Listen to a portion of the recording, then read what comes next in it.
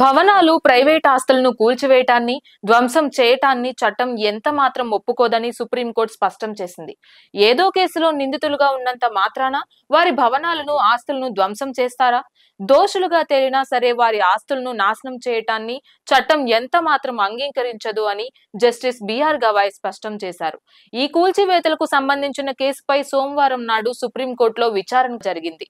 అక్రమ కట్టడాలను గుర్తించి తగిన చర్యలు తీసుకోవడానికి కూల్చివేతలు పరిష్కారం కాదని, అందుకోసం జాతీయ స్థాయిలో ప్రత్యామ్నాయంగా కొన్ని మార్గదర్శకత్వాలు న్యాయస్థానం రూపొందిస్తుందని జస్టిస్ విశ్వనాథ్ చెప్పారు.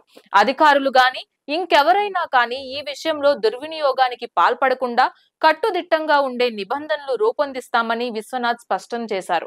ఉత్తరప్రదేశ్ ప్రభుత్వం భవనాలు, ఆస్తులు కూల్చివేతకు పాల్పడుతున్నదనే ఆరోపణలపై జరిగిన విచారణలో ఆ రాష్ట్ర ప్రభుత్వం తరఫున హాజరైన సాలిసిటర్ జనరల్ తుషార్ మెహతా అక్రమ కట్టడాలు కూల్చివేయటానికి మున్సిపల్ చట్టం అనుమతి ఇస్తుందని కూడా అన్నారు. అయినా కోర్టు దీనిపై భిన్నమైన అభిప్రాయం వ్యక్తం చేసింది కాబట్టి తగిన ప్రత్యామ్నాయం సూచించాలని కూడా కోరారు. మతతత్వంతో, పక్షపాతంతో రాష్ట్ర ప్రభుత్వం ఈ కూల్చివేతకు పాల్పడిందని ఆరోపణలను తుషార్ ఖండించారు.